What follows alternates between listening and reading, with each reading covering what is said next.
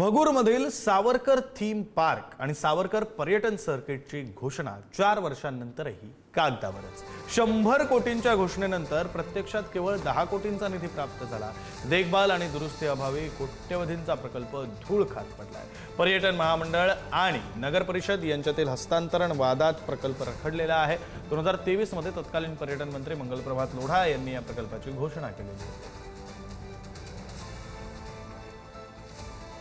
स्वातंत्र्यवीर सावरकरांची आज जयंती आणि त्याच जयंतीच्या निमित्तानं गेल्या काही वर्षांपूर्वी महाराष्ट्राचे मंत्री मंगलप्रभात लोढा यांनी थीम पार्कच्या संदर्भात घोषणा केलेली होती। 100 कोटी रुपयांची ही घोषणा होती आणि या सगळ्या माध्यमातून स्वातंत्र्यवीर सावरकरांचा जीवन प्रवास आणि त्यासोबतच इतर जी त्यासोबत लागून असलेली जी कामं आहेत ती केली जाणार होती। मात्र जवळपास 4 वर्ष उलटत आलीत, अद्यापही त्या सगळ्या कामांची पूर्णत्वाला गेलेली नाहीयेत।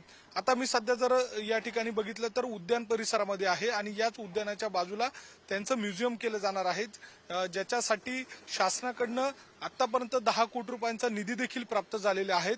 100 कोटी रुपयांची कामं आहेत। 4 वर्षांपूर्वी जाहीर केलेला जो निधी होता तो देखील अद्याप पूर्ण आलेला नाहीये आणि या सगळ्या पार्श्वभूमीवर कामांच्या संदर्भात एकूणच प्रश्न उपस्थित होत आहे। अनेकांकडून नाराजी व्यक्त केली जाते। इथले प्रोजेक्ट मॅनेजर विकास गोटेकर आपल्या सोबत आहेत।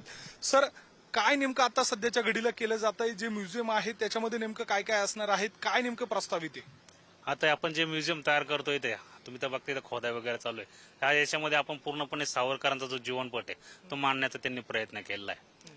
तर आता या कामाला आजपासून आपण सुरुवात करतोय। आजपासून या कामाला सुरुवात झाली आहे आणि एक सर्वसाधारण 6-7 महिन्यामध्ये पूर्ण बिल्डिंगचं काम पूर्ण होईल अशी अपेक्षा ठेवूयात आपण। व्हिडिओ जर्नलिस्ट मयूर बारगजेसह मी किरण ताजने, पुढारी न्यूज, नाशिक।